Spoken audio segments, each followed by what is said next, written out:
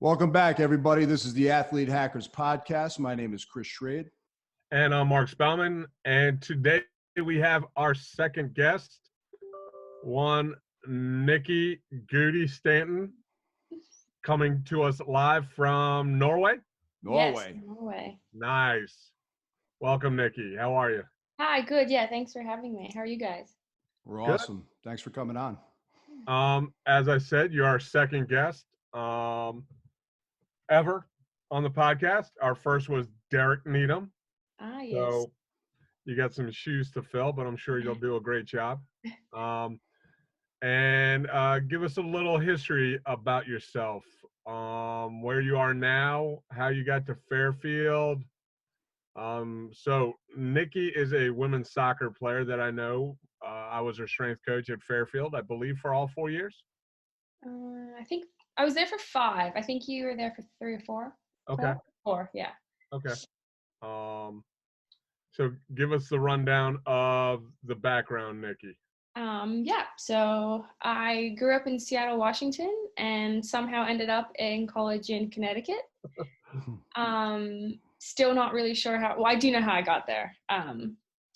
But the college whole recruiting thing was extremely stressful, and I just kind of picked up the phone call one day and was like, you know what, like, I'm too stressed out. I'm going to call and I'm going to commit to a school across the country, what felt like the world, and ended up at Fairfield. And I was there for 5 years. Jumping in head first. Yeah, honestly, I didn't even tell my parents for like a week. I remember calling Jim O'Brien and being like, "Can I be number 7?" And he was like, "Yeah." And I was like, "Cool," because it was so stressful. Like, I'm 16 years old. Like, I don't know where I want to spend the next 4 years. I didn't know what I was doing that weekend. Like, it's one of the worst experiences of my life. But so into Fairfield. You committed at 16? Yeah. Wow. So sophomore, junior? Yeah, end of sophomore. Well, beginning of junior verbal. Yeah. Wow. Yeah. Now, where else were you looking, or who else? Like what led you to Fairfield? I mean, obviously you wanted to get rid of the process or get through the process, but like, I had to imagine other schools were looking at you and wanted you. Yeah, I was looking at some schools in California. Santa Clara was actually my number 1. Oh. And then Ole Miss, actually, I went on a visit there, which I really enjoyed. But University of San Diego was one of my top choices, and he kept saying he was waiting between a 15% scholarship and an 85% scholarship, which is like, for a $50,000 a year school, like, that's a ton of money. And he kept postponing it the next week, and so I'd lose another offer. He'd postpone it another week, I would lose 2 more offers because schools needed to know. And then I never heard from him again, and that's how I ended up at Fairfield. On a full ride. Yeah, full ride on Fairfield. Yeah. And that was one thing, is everyone that I talked to was like, you don't want to have like college debt and like have to pay for that. So I was like, okay, I'll go to college for free. I did not know what I was in for. I'll tell you that much right now. That's a huge factor that we talked about with Derek about when you get a scholarship. You know, the particular thing he was talking about was how sometimes athletes will try to hold off for their number 1 school, and like what's happening to you, they'll lose opportunities. And, the idea that you come out of college debt-free, kids at 18, 22 years old, they have no idea how big of a factor that is. You're buying a house. Right. Well, and I think one of the things you touch on is like how the process went with you is that you're dealing with coaches who keep dangling this scholarship in front of you, and you were losing offers waiting for another school. Right. Weekly, I was losing offers. It was like heartbreaking. Yeah, I think a lot of the kids today, they don't understand this. It's like, I mean, this is a process, and the coaches are waiting for their top recruits to commit, and they'll dangle scholarships in front of their backup recruits, as a carrot to keep them on the line. So kind of discuss that a little bit more in detail if you could. Yeah. I mean, I think that colleges, if you are a top recruit, like obviously Jim O'Brien, he was recruiting me very heavily. And I think that coaches, the ones that are like, have good people skills, like can kind of sell ice to a Eskimo, is that the saying?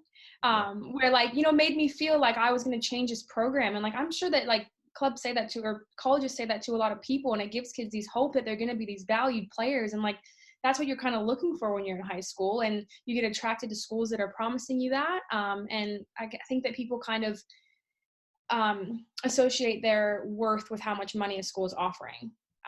And so they're giving you all these insane offers. And then I don't know, for me, like, it was, my parents were sitting me down and being like, what do you want in a school? Like, what do you want? And at the end of the day, I had no freaking idea. Like, the coach that called me the most, I ended up going to. Like, it's hard enough to choose a major at 18, let alone choose a college at 16. Exactly. And like, I even worked with a guy that I'd go there every Sunday, and I would call all my schools and leave a message and say like, hi, how are you? And like, and I still think that like, I don't know, I still had a bunch of trouble. So I don't know how kids are doing it without someone that's working with them step by step. It's so stressful, like the size of the school, if they have the majors, where it is in the world, how far away you want to go from your family. There's so many aspects that you need to think about. And we're like in the prime of our freaking puberty teens. Like, we don't care about that. We're like talking, I don't know. That's how I found it. Well, like you said, you didn't even know what you were doing that weekend, much less where you wanted to be for the next 4 or 5 years of your life. Yeah. And also one thing for me is everyone that I talked to said, pick a school that if you tore your ACL the month before you went, you would enjoy. And guess what I did a month before my college career? I tore my ACL. Oh boy. Not at the school though. No, not at the school, but yeah, not at the school. So were you redshirt first year? Is that why you were there 5 years? Yeah, so I redshirted. I remember the day that I left to go to school, I had a knee brace from my whole leg. I bedazzled it, God knows why, so it was covered in gems. My boyfriend jumped me. What's that? Because you were 18. Yeah, exactly. That's why it was bedazzled. Yeah. And my boyfriend dumped me the day I flew over there, and I didn't have soccer. I didn't have my family. I was alone in Connecticut. I came from a small farm town, and I was in one of the bougiest towns, probably in America, without soccer, which is the one thing I went there for because it was what I loved more than anything. So, yeah. Yikes. So you come in first year redshirting. Take us through that year, because that was probably a lot of time with Chris and myself. Yeah. Honestly, that was one of the hardest years looking back on like my whole career, was that just coming across the world. And like, you join us, you play sports in colleges because you have an immediate set of like friends and they feel like family, but they don't really when you're on the sideline. You just always feel like you're just sitting on the outside of like all the inside jokes and like all of like the fun stuff, you know. You're going in 2 times every week working with Chris and you in strength. Like, I wouldn't be where I am today without you guys. That's for dang sure. But I remember just trying to fit in with the girls and never really feeling connected. And they just felt like they were from a whole different world, experiencing college way different than I was. Yeah, I don't know. It was really tough. I got to film the game from the top in the pouring down sideways rain. I was like, what am I doing here? So did you have surgery? Yeah, I had surgery 2 months before my freshman year. Okay. Or a month before my freshman year. Which what procedure did they do? I mean, did they do patella tendograph, hamstring, or a cadaver? I did hamstring, just because I'd heard some not so great things about the other 2 at that time. And I'm thankful I did because I haven't had any problems. So yeah, I know, knock on wood. You know, injuries have a way of teaching you how to take care of your body better. Definitely. So take us through that. Take us through how, I mean, did you learn a lot during that time period when you were rehabbing? Yeah, I learned a ton. I learned a lot about nutrition because right off the bat, I like lost like 25 pounds after my surgery just because I think stress, but also just like lost all my muscle. So I think instead of the freshman 15, you went negative 25. I actually had the senior 15.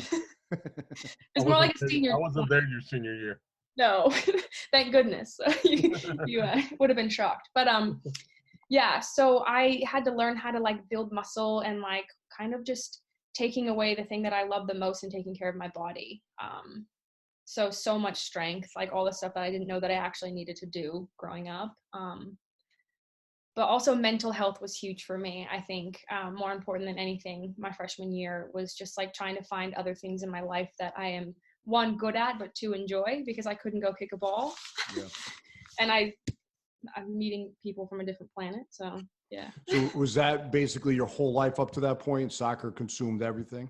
Yeah, totally. I did other sports in high school, but soccer was like what I always loved. And like, I knew that I wanted to keep doing it until I didn't love it. And I remember the game that I tore my ACL, I was playing really bad. And I was like, oh, I just wish I'd get like hurt my toe or something, because like I'm not playing well. And then I started playing really, really well. And then I tore my ACL. And I was like, what are the odds? Like the only time in my life I've wished I hurt a toe, and then I did my knee. I was like, cool.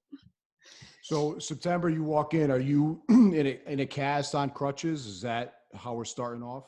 I was in a full leg brace, but I couldn't go up and down stairs. I always had to take the elevator. Very immobile, very just fragile, I think, in general. Yeah. Take us just kind of a generalization through that whole first year of the recovery. So you start off September, you're in a cast, and, kind of take us through until the beginning of the next season. Yeah, so I remember going to our the medical guy, Chris Hageman. Shout out to him. He's amazing. He became my best friend, honestly. Like, That's hurtful. What's that? That's hurtful. No, you obviously too, but I'm not at you yet. I was still just trying to be able to bend my knee. You came later. Shout out to Hags, who's the basketball athletic trainer up at Providence.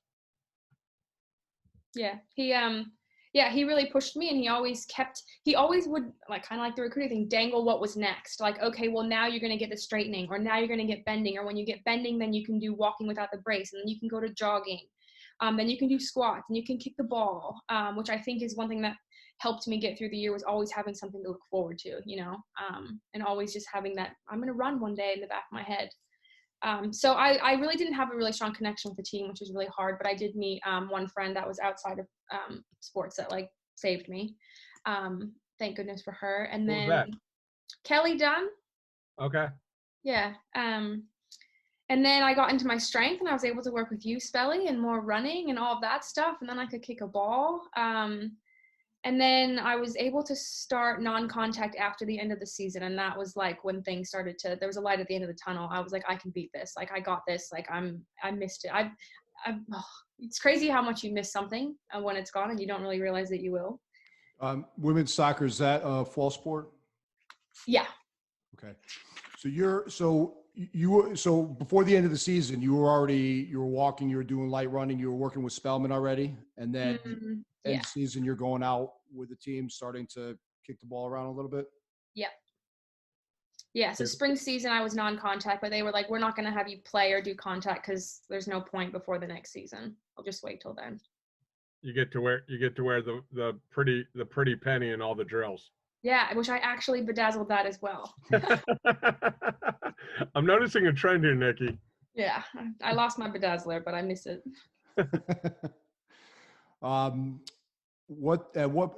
At some point, did you start feeling stronger than you were previously? Yeah. And you start to see your actual physical muscle. That was probably when I started to kick a ball with Chris, I remember. And actually, we had another player, Froby. She was a senior my freshman year, and she hurt her knee. So I had her to go through rehab together, and we always just motivated each other, which I think is really crucial. It's like to go through something like that with someone else. Yeah, and I remember when I had my brace on and I had to keep wearing it in games, and I think we were like 30 minutes into the first half, and I was so over my brace. I was like cleared at this point, and I ran over to the sideline and I ripped my brace off like really dramatically and like chucked it on the sideline and ran back in the game. And I was like, yeah, I'm free. Like super dramatic, but I'm sure Chris was very happy that you did that. Yeah, he wasn't at all. How far, when did you start working with Spellman? Spellman was, as soon as I could start, I got my full motion back in my knee, I believe, was when I could start seeing him. I remember, I remember a few other people who had lower extremity injuries. You had all kinds of stuff they could do for upper body and. Oh yeah. Oh my God, I think I blocked that out until just now. I literally just had a flashback. No, I'm not kidding. I literally just had a flashback of doing upper body with him and wanting to cry. Oh, literally, you would do the ones where it wasn't even weights. It was just him pushing your hand down and you pushing and curling, and I'm literally sweating thinking about that. Oh my God. And I couldn't even wash my hair that day. I couldn't even lift my hands up. Yeah, we did a lot of those and a lot of arm bike. Super great. Unintended consequence to our podcast is therapy now. We're bringing up repressed memories. Yeah, seriously. I just had like a woof. By the way, for all those athletes that want to fake injuries during their collegiate career, the arm bike is the great equalizer. Yeah, you don't won't do that it. thing if you're not injured. It's not worth it. Just play. No, it's not. So Nikki, where are you playing now? Right now I am in Klepp, Norway. It's southwestern Norway. We were just about 3 days before our first game when lockdown hit. So we actually are a little bit late, but we should be starting in 2 months. 2 months. So it's a spring season. It's a spring into summer season.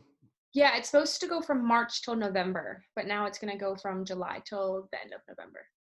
And are you playing same as many games in a compact schedule, or do they take off a number of games? Yeah, so we'll play each team twice. We were supposed to have like a month-long break in July, which they're just canceling, and then they're just going to really compact the games. But we actually just heard about some of our quarantine lockdown, and like when season starts, we're only allowed to go to training and home. We actually can't even go to the grocery store, which I'm like, well, someone's going to have to shop for us. But all the guidelines are super strict. Like after games, we have to like go to hotels and shower, and like we can't high five. It's crazy that they're trying really hard to give us the ability to play, which I think is really cool, but only because Norway's handled the whole thing. Now, is that team mandated, or is that coming down from the league? From the government. Okay. Yeah, so they're like everything's super strict, and like players that have like a job outside can't go to work, so they're covering their salaries for their jobs outside, and like the kids that might be in school can't go to classes. So it's literally we're just going to and from soccer. My dream. How long have you been there? I got here in February, beginning of Feb, and then during quarantine I went to UK for 7 weeks actually, which flew by. But my partner's there, so I hung out with her for a bit. So this is your first year with the team in Norway. Yeah. Where were you before that? What are the teams you played with? And once you get through that, take us through like the transition from college to professional, what you did to try out or get recruited for it. Yeah, so first I played for this team out of New Jersey called Sky Blue, and then I was there for 4 years, and then I got traded to a team in Chicago, the Chicago Red Stars, where I was at the last 2 years. And shout out to Megan Young. Yeah, shout out to Mega. She was our strength there. Sorry, what was the question? Just take us through all the teams that you've played for professionally, and then just give us kind of a background, the transition from college into professional. You know, did you try out? Were you recruited? How did that whole process go? Got you. Okay, so I also have played in Australia for 4. So the way that the Australian League works, you go American League, and then in the 4 months off of the American League, the Australian Women's Professional League happens. So I did that for 4 years, where I went American League to Australia for a team called Perth Glory, which is amazing because you're in Australia for 4 months in the summer kicking a ball. That was unbelievable. I also played for about 2 months for a team in France, which was just like a lower division, just went to get games. But yeah, and now I find myself in Norway, still kicking a ball, doing what I love. And I would say that I think that my path to pro is a lot different than a lot of people in the league, because a lot of them got drafted or had big names. I didn't. I went to Fairfield. Like, I literally, one of the coaches of one of the teams was like, "You went to Fairfield?" I was like, "Yeah." Like, it's not a map that's on the collegiate level of women's professional soccer. Maybe one day, but it just wasn't when I was there. And I remember going to tryouts. There was one for the Portland Thorns. I was up in Philly, and I went there, and they're like, "Sorry," like, no. Then I went to the one in Boston, and they're like, "Hey, you have potential, but we don't need your position." And each place that I went, like, I would drive back from the thing and be like devastated. And I always questioned myself. I was like, am I good enough? Like, am I actually good enough, or am I just like way out of my league? And I would like ask my mom that, ask my dad that, ask like all my friends that, and they'd always like, "Yeah, you can." But you know how like you just think everyone's supposed to say yeah? Like, what is someone gonna say? "No, Nikki, you're not good enough"? Now, this is the summer after you graduated? So I had my 5th year of college, so it was my spring of my super senior year. So I was in grad school. Okay. At that point, which also, like, literally I had a free 5th year of college, and I went into our guidance counselor and said, "What's your easiest graduate degree?" She said communications. So I did communications, which I haven't finished. I'm a grad school dropout. Shout out. Get that degree, David. Priorities. You can probably finish it up online. I've actually already expired it. You only have 5 years to finish it. I know. I'm super upset about it, but I've just been. And you'll travel the world playing soccer. Yeah, I'll do that instead. Get back to, because this is the first I'm hearing about you having doubt about your soccer career. I mean, I've always known you as being very self-confident and motivated, and you know, your nickname is Guti, for God's sake, which for those that don't know about it, because when you were being recruited by Jim, he's like, yeah, wait till you get this Guti. I'm like, who the hell is this? What? And he's like, yeah. I was like, what does Guti stand for? So Guti, get used to it, right? Yeah, it stands for get used to it. So give a little background on the nickname. Well, first off, I'm sure you were very pleasantly surprised when a 115-pound girl in a bedazzled knee brace walked into your gym. It's me, Guti. Okay, we got some work to do. Yeah. So when I was younger, I played up 2 years, and I was really, really small for my age, and I wasn't very good, so I just knocked people down, and they would be like, "Don't touch me," and I would say, "Get used to it." And then when I went to my own age group, my coach had heard me say that for something, and everyone had nicknames, and he was like, "We think you're going to be Guti." And then I've kind of just like grown into to embrace it. But actually, so there was one time when I was in like it's ODP, Olympic Development Program, and I wasn't always like as tough as I kind of have made myself, but I was playing like a picking daisies, whatever, and then someone kicked a ball and it hit me in the stomach and knocked the wind out of me. And like, I swear to God, from that moment on, I have fire in my eyes, and like, I've completely changed him as a player because I started hitting people, and the coaches loved it. They were like, "Your last performance in that game like was unbelievable. It's the best we've seen you play." And like, now I've kind of grown into that, where like, I literally lead the American League in yellow cards. Like, You're going to have no problem making a transition to a self-defense or martial arts class. Perfect. I'll just like get my inner Guti and pretend I'm on a soccer field. But no, that's kind of become my staple now, is like, I'm the hard tackler. I hit people. I'd never try and hurt people, but like, I'm just like tough. So get used to it. Awesome. Now going from college to professional, did you have to change positions? No, I actually stayed as just a defensive midfielder, kind of just right above the back line. I just needed to get better at it. Okay. So, because in college, weren't you more of a holding or attacking midfielder? I was more holding. Sometimes Jim would tell me to go forward, but it always never felt right. I was like, just leave me here and I'll just pass the ball and hit people. It's fine. Okay, so getting back to the whole process, going from college to professional, you're going to these tryouts. Coaches are telling you that, hey, this isn't working for you. You're having some self-doubt. Where do you go from there? So, yeah. Then I was in like a weird place. And again, I kept asking everyone, like, do you think I'm good enough? Whatever. And then I ended up going to this tryouts in Seattle. And in Seattle, they invited me to the preseason. So I was like, that gave me a little bit of hope. I was like, okay, like, maybe I am good enough. And then after a month there, they're like, sorry, we don't have a roster spot for you. So I was back to where I was. And then one of my friends was like, there's a team in Jersey and they need your position. And I remember on the flight over there just being like, it was just weird, like, I don't know what you want to call it, epiphany, where I was like, you know what, like, I can fucking do this. Like, this is what I want to do. And like, I'm going to actually believe in myself instead of finding other people to ask if I am, and like actually put 100% confidence in myself. And I went over there and I played in a scrimmage like 2 days later, and the coach was like, okay, so see you at practice tomorrow. And then like, I just kept going to practices and he never really talked to me. But he never cut me. So I was like, I think I'm supposed to be here. And then like 2 months later, he called me in his office and he was like, we want to offer you a contract. I almost passed out.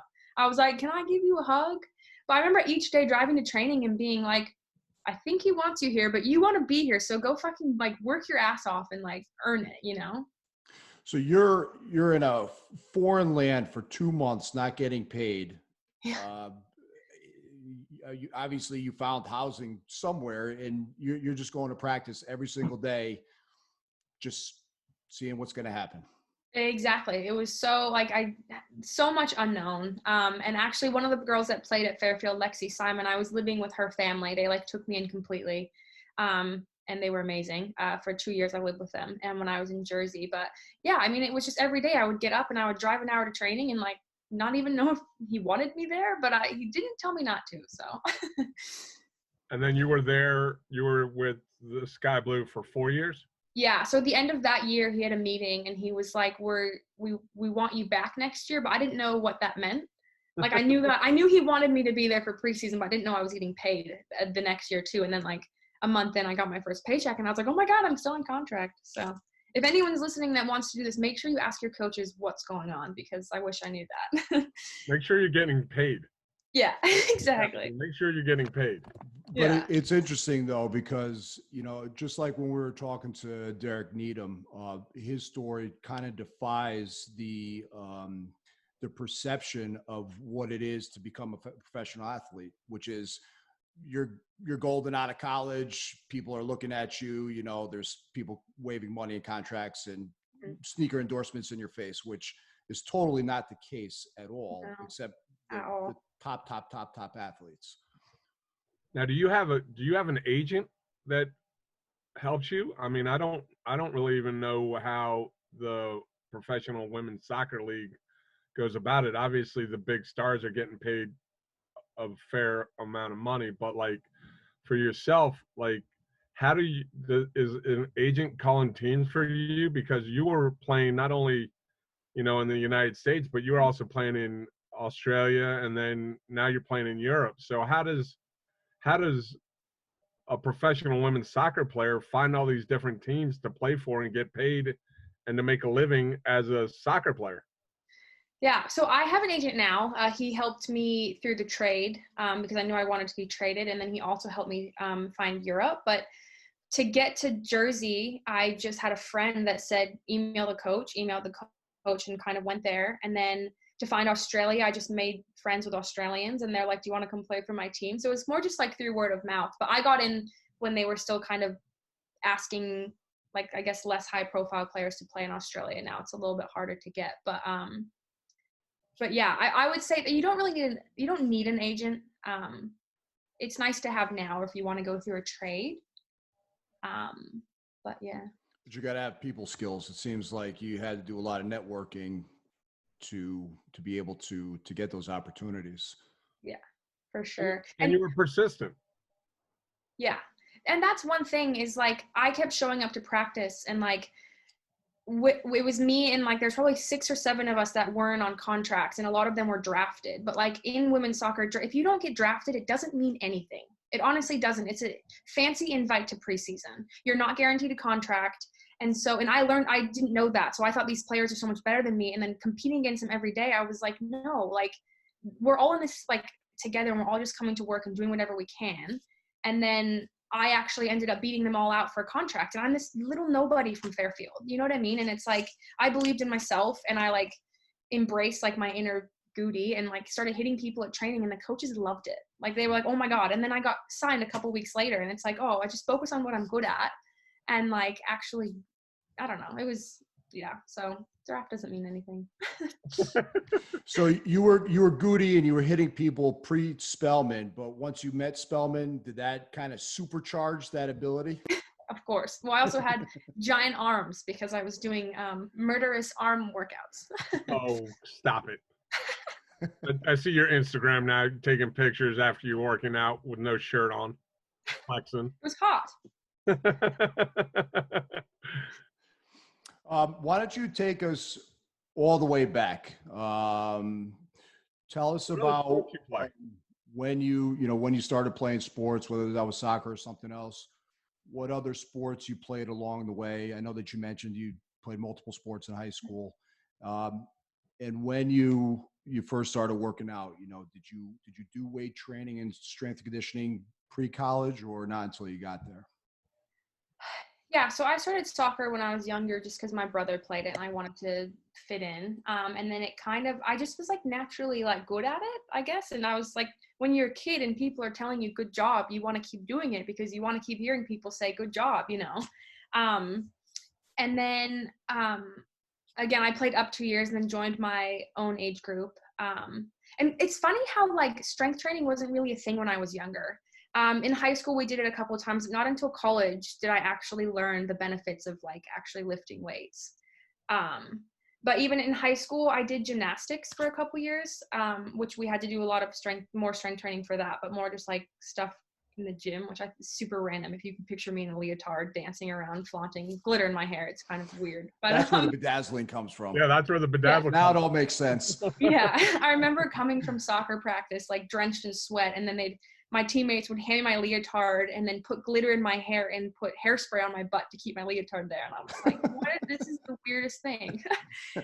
But I think that helped me keep the love in soccer because it wasn't just soccer every single day, every single minute. It was, hey, I have soccer 5 days a week in a game, but I also get to go play gymnastics, or I played tennis. I did track. I did volleyball in middle school, and I think that kept me not getting burnt out from soccer. And I was just kind of cross-training and learning different skills. And I don't know, I think a lot of nowadays it's very just like one sport every single minute of the day. And I think people might get burnt out. Yeah. Yeah. And then, again, not really strength training until later, which I wish I did more back then because I think like it could benefit anyone. So did you do any in high school, or was it not until you got to college? Yeah, not really until college. No, but I was the strongest I've ever been during gymnastics, but just because I was trying to do flips and stuff. Yeah.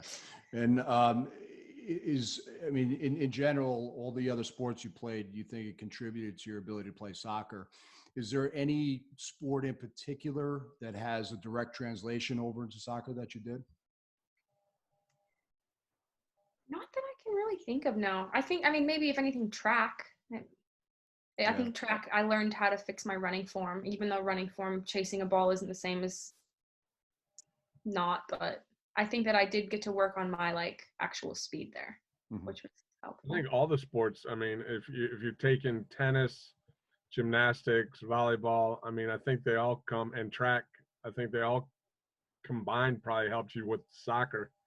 You have the quick movement that you need for volleyball and track, or volleyball and tennis, and then you have the running for track, and they all come together to make you the soccer player that you are now. So yeah, I also left out basketball, but I fouled out every game in middle school, so I decided to not do that in high school. I was like, I've had enough. 5 fouls is not enough. I was a basketball player, and I coached. I've been coaching my son's team the last 2 years, and this past year, we had a kid on the team who I didn't know until later on, but I think his main focus was soccer. He played a lot of different sports, but his main focus was soccer. And he was one of the bigger kids on the team. So when he started, I had him at center.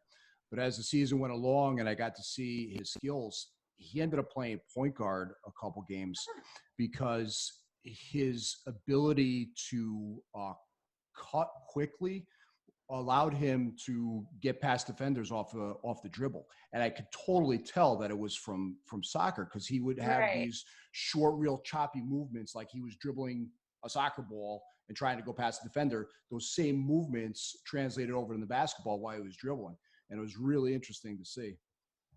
Yeah, I think it's interesting that he like showed one skill and then you're like, I think you'd be good at that, because I think it's interesting how players do become the position they are. Like it could be just that one instant where someone noticed that one skill and they say, okay, you're going to play that position.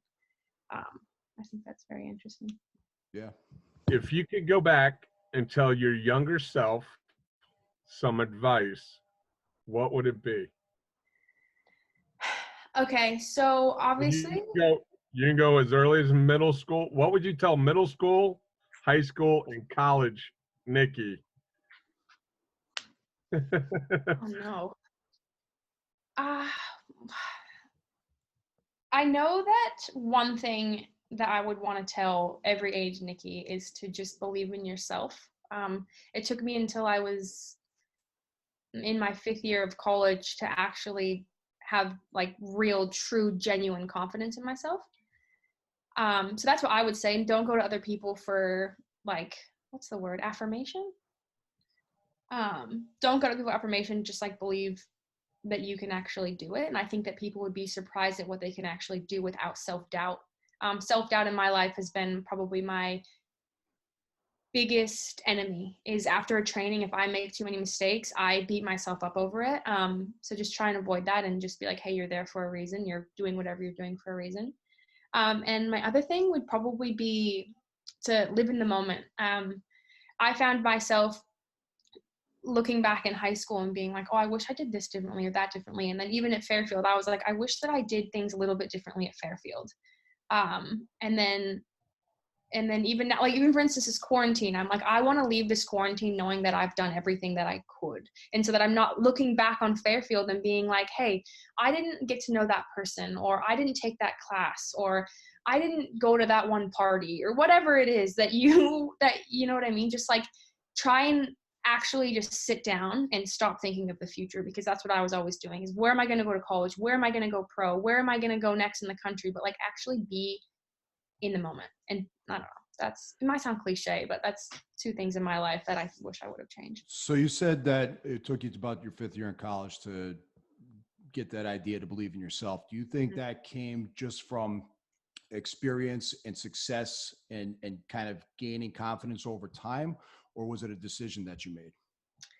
I think it was, I don't want to sound cocky, but I was really good. I was the best player on my high school team. I was the best player on my club team. I was one of the best players in my college team. Like I had people telling me I was good. And then finally I had people telling me, hey, guess what? You're actually not good enough to play on this team. And that was like, I was like, wait, what do you mean? Like I've always just been good enough. And I think that made me sit down and realize, like really to start to doubt myself, and then to have to learn how to believe in myself again.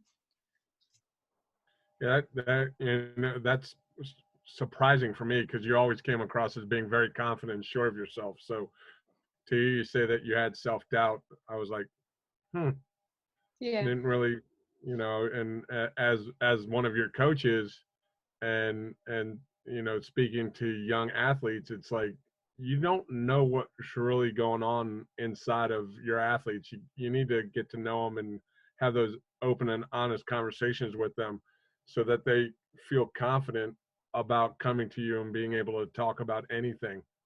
Right. I think the things that you've said about living in the moment, especially during this pandemic, where a lot of people aren't living in the moment and they're seeing the negative side of the pandemic, instead of what I've said is look at it as an opportunity to get better, or try something that you've never tried. Try and come out of it better than you were before it. Exactly. Yeah. And like reaching out to people you think need to hear it, or like I've picked up knitting. I'm juggling tennis balls. Like, I don't know, just like stuff like that. But also, to your other point, I remember it was my senior year and we were doing one of your dreadful circuits at 6 o'clock in the morning. And I was on that Jacob's ladder, which is still, again, PTSD. Oh man. Like the worst thing ever. You couldn't pay me to get on one of those. And I remember I was doing it and you were like 30 more seconds and you were like, do you want to be on the All MAC team? Do you want to be on the team? And like, I never really, I never thought that was really a possibility. And someone put that thought in my head and I was like, I guess, yeah, I can do that. Like, yeah, I do want to do that. I was kind of just coasting through college and like playing well and people telling me I was good. But then when Spellman like put that thought in my head, I was like, let's go. Like, and then I made it. Do you still hear Mark yelling at you in your head? You gotta go. You gotta go. I remember there was one hill sprint workout that he made us do, and literally someone passed out in my arms at the top of the hill. She fell over in my arms. People were throwing up. I was like, what is this? It was 6 a.m, and I was like, what are we doing? Was I on my bike or was I in the golf cart? You're in the golf cart. You gotta go. The tour to Fairfield. That was still to this day is the hardest workout I've ever done. The hills? Yeah, literally, I think there was like 3 or 4 hills you made us do. You made us do the library one like 10 times. Yeah, each hill got bigger, and we started with the smallest. Yeah. She went small hill 10 times, medium hill 10 times, and then the big hill 10 times. And if it was because you young ladies were misbehaving, we then would go and do some 400s on the track Yeah, we did that.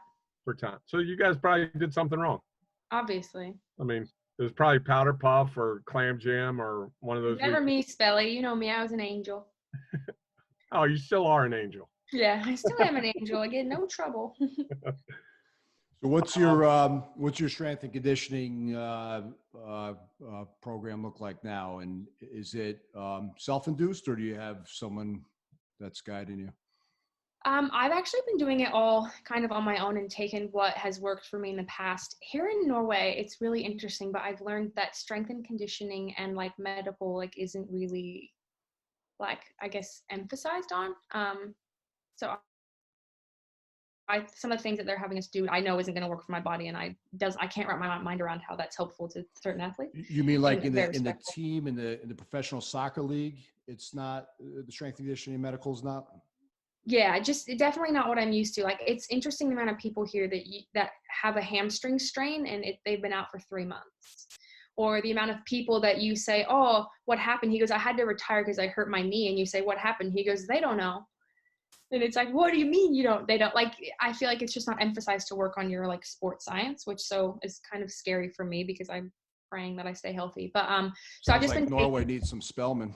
Yeah, seriously. Like, it's like scary. And like, I remember we were in Spain for a little preseason game tournament. And we trained a double day the day before the game. We trained the day of the game, a full session. Then we played a game. And then the next day we had a full body lift. And then that evening we had a full session. Not one for recovery, huh? I know. And so I was like, well, I'm 29. I was like, I'm not getting angry about it anymore. I'm just letting them know that I respectfully decline doing some of the things that they're asking me to do. But and what's because obviously playing in the United States in the professional league, sports science, strength and conditioning, this country's pretty much got a pretty good grip of it, and so does Australia. So does Australia. Yeah, absolutely. So you're going from two settings that understands the importance of monitoring. I would assume probably with Chicago, I mean, you were wearing a polar heart monitor, a catapult system, and Megan and the sports medicine people would probably talk with the coaches on a daily basis on your readiness and your recovery for all the players, and the training sessions would be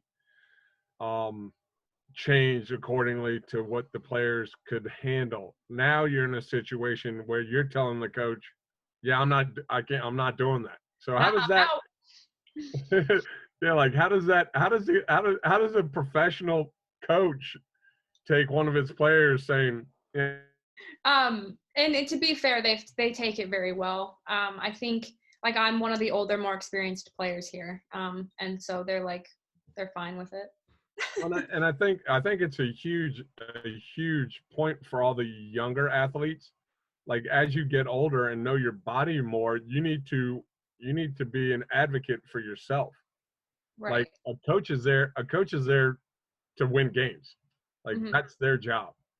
But like, if you know your body better, which you should know by the time you're 29, I mean, you know what works best for you and what's going to put you in the best position to succeed. Yeah, exactly. And I also think like in the NWSL, it's a lot more high stress, more competitive atmosphere, to the point where like I would be afraid to tell my coach I was injured, or I would be afraid to ask to step out because I would think that would be a sign of weakness. And just like all around, like the mental state during the NWSL is a lot different than here. Whereas now, like I'm in a place where I feel comfortable saying, hey, guess what? I like am hurt. Or yeah, I don't know. I remember at Fairfield, actually, it was my first full real college game back after my ACL. And I blocked a shot and like I really hurt my foot. And I remember when you were like, well, like, are you, when I came back, you're like, were you okay? I was like, I don't know. And I just played on it because I was like, it's my first game. It's my first season back. Like, I have to play. It's not an option. Like, I'll play, I'll tape it up, I'll take whatever. And then after season, I got an x-ray and I had a broken bone in my foot all season. But I didn't want to sit out. I was just out for a year. It's like. Yeah, I think, sports in general, and probably particularly American sports, are geared for that, where, you push yourself. There's you don't pay attention to those, those ticks that your body is giving you, those signs that it's showing you. And I think, after my time in martial arts, and Mark, I think this is the reason why a couple podcasts ago, you mentioned that martial arts is going to be a staple that you would have your kids do throughout their athletic career. Things like martial arts and yoga start from a point of going inside and learning your body and listening to those cues, where you don't get that in regular sports. No. And I think it's incredibly important for kids who are starting, whether it's, grammar school, middle school, or even high school, to do a martial art or yoga or that type of modality where you're learning how to take care of your body. I wish I had that when I was in college.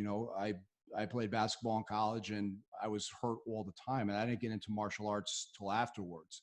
And that's when I started really to learn to know my body. And if I had that, early on, maybe my career would have been different. I wouldn't have as many injuries. Who knows? But that's my instincts on the situation. Yeah, no, I agree. And I think that both of those give you more awareness of your body, which I think in like sports, sometimes just throwing your body around, if it hurts, you hope it gets better. Whereas I think that those give you more of like a grasp of your movements in your body. So absolutely. You might remember this. It might have been your junior year. We started to incorporate yoga with the women's soccer team. Yeah. And Jeannie. Jeannie. Especially preseason, and like. Oh yeah, Jeannie. A bunch of you all were like. Oh my God, yeah, I remember. I actually flashback. But this is a good one.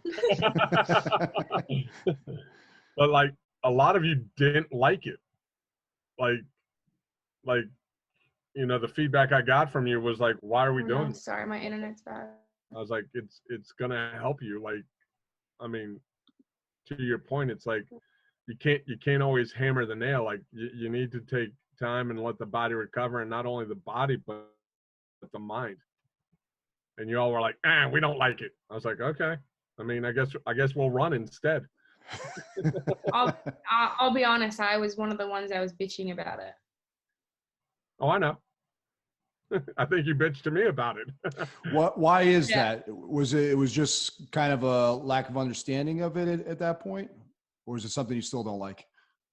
I got into it actually in my 5th year of college, but I just remember that year, like not seeing the benefits, not understanding why I need to go hold these stretches for so long. Like, I'm healthy, I'm fine. Like, let's go kick a ball, let's run. If I'm not feeling pain, I'm not getting fitter, I'm not benefiting myself.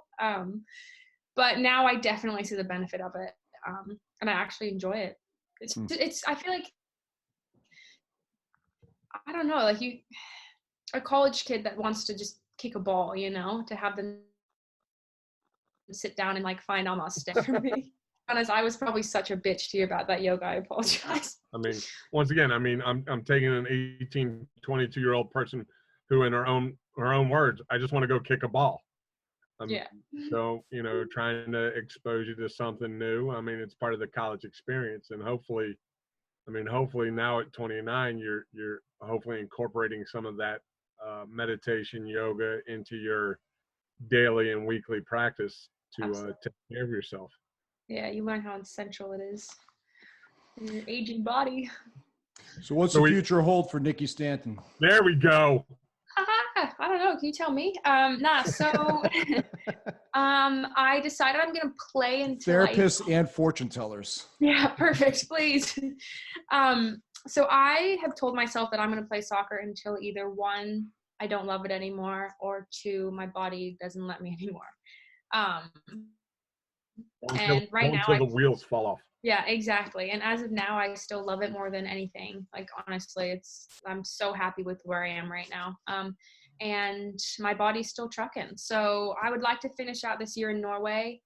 I don't know if I'll try and play another season overseas or if I will go back to the NWSL. I personally think the NWSL is the most competitive league in the world right now for women's soccer. And I think I have a lot to prove there. I had a really tough year my last year in Chicago, just with my self-confidence and actually feeling like really questioning my worth as a player, which is why I kind of came overseas to kind of re-spark a little bit of love and realize that I am here for a reason. So yeah, I would like to go back to the NWSL at some point. Maybe probably closer to home would be preferably, because I've been away from home since 2009. So. Mm-hmm. How about, like coaching or something like that? Is that what you see transitioning to, or you're not sure yet? At first I thought so. I was like, yeah, cool. But now I don't think so. I just I get maybe a personal training is because I really do like working with kids that really want to be there. I find that really enjoyable. And I do find it with younger kids, but I think I might get over that a little bit. But I don't know. My mom's always like, what are you going to do after soccer? And I'm like, I honestly don't know. I want to do something where I help people. So. Nice. Awesome. I think, you look at it, and I don't know where I'm going with this, but you look at all the different things that you have done and are still doing. I think, people don't understand like what it is. I mean, you've seen coaches on all different levels. You've seen the highest of highs and probably the worst of the worst. So being a coach would probably be something I could definitely see you being like a youth coach. Like, yeah, I like kids. I also literally have like the worst experiences with some coaches. Like you said, the worst, and two of them came right to my mind, and I'm like, that is like a traumatizing thing. And I'm like, I'm like scared of that. Hopefully I wasn't one of them. No, definitely not. You have no, definitely not. I see the meaning behind all of what you did back then. At the time I might have given you sass, but I feel I was pretty well behaved for the most part. Yeah, no, you were. I mean, I never. We usually end this with Derek, your three best Spellman stories. This is the moment I like the best. Or worse, yeah. Chris is a fan of this.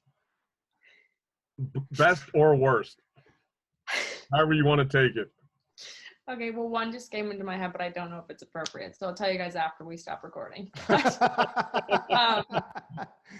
I think the most memorable one would probably be the one where I was on Jacob's ladder. Like, I think he really instilled a lot of confidence and belief in myself in that moment, and really pumped me up for that season, and just kind of gave me that I had something to prove. Let's see, the Spellman stories. I honestly, nothing in particular comes to in his advice, but I remember going into your office, Spellman, and bringing up maybe a small issue, and you always finding the broader picture about it, which I don't know if you knew that, but you were kind of a little bit of a scary athletic training therapist. Not an athletic trainer, a strength and conditioning coach. Strength and conditioning, sorry. And God, I have so many just memories of you making us run. And you gotta go. You gotta go. Yeah. I think the fact that you had to carry one of your teammates to the finish line is pretty significant. I honestly, that was to this day, that's my hardest work. I remember we weren't even on the 10th one, and Spellman just wasn't even phased. He just goes, "That was 8, another one." And I was like, "Oh my God!" And someone's puking on the sidelines, and I was like, "We're gonna go." And then after that, he did make us do 400s around the track. I was like, "No, I think we're done. I'm pretty sure we're done." We weren't done. Well, I mean, you play a sport where you have to run for 90 minutes. Yeah, but mostly it's just flat. No, just kidding. Yeah, but if you can run uphill, I mean, imagine how much easier it is to run on a flat surface. Yeah, it was easier as my legs weren't working, but yeah. Awesome. All right. Well, let's leave it there. Nikki, thank you so much for coming on the show. This has been one of the best podcasts we've had so far, I think. Of the other one. Oh, come on, we got a bunch of them. You got to listen. We've got a bunch of good ones, but this is good. I was a little apprehensive, because this is the first time that this is only the second time we had guests. So, I've never done this before. Mark's never done it, but it was very smooth. We had good talks, good Spellman stories. And I think there's a lot of content there for kids who want to play college or professionally. Good. Yeah. I mean, I know that it sounds so cliche to be like, believe in yourself. And I wish that when I was growing up and people said, believe in yourself, I actually listened, like actually sat back and thought, oh, believe in yourself, instead of like, oh, yeah. But like, it's so meaningful to actually have belief in yourself. I'm like listening to myself. I'm like, you sound like an inspirational poster, but it's true. Like, believe in yourself and live in the moment. So cliche, but so true. Well, and also get through the hard times. I mean, you got through some hard times, and you dealt with some hard things in your collegiate career. And on the other end of it, you came out and you've been a professional soccer player for the last 8 years. Yeah. Not many people can say that. Yeah, and I love it. And one of my other words of advice to anyone going through recruiting process is listen to your parents. Sit down. They want what's best for you. They're not trying to nag you. They're trying to help you pick out all the different variables that are going to essentially be in the next 4 or 5 years of your life. So listen to them. And they could see things that you can't because they've been through a lot of stuff you have no idea about. 100%. Listen to your parents. Literally, no, I'm being so genuine. I freaking moved across the country and I cried every day. I literally told my parents, like, she's like, you'll be back in 4 years. I'll be like, well, now 5, but now it's been 11. So one day. Awesome. All right. Well, good luck to you this year. Put up some big stats so we could all see it. And will you come back on the show again? Oh my God. Yeah. I had actually so much fun. This is actually, I did one other podcast, but this is like my first real podcast. Yeah, you had really fun. An IG takeover. Yeah, I did. I was trying to find it, but they didn't, like, the women that the IG that you took over didn't, like, I couldn't get to it. Oh, weird. I wanted to see a day in the life of Guti. It's pretty crazy. Really wild, especially a quarantined athlete in Norway that can't leave her house. But no, seriously, thank you. I had a blast. Thank you so much for having me. Thanks for coming on. And all our listeners, thanks for tuning in. We've got a YouTube channel that's going up that's starting to load some of our past podcasts on. That's the Athlete Hackers channel. And if you have any questions or any topics that you want to discuss, you can reach us at info@athletehackers.com. And if you like our interviewing ability, let us know if you want to come on too. All my best. God bless. Stay safe, everybody. Peace. Bye.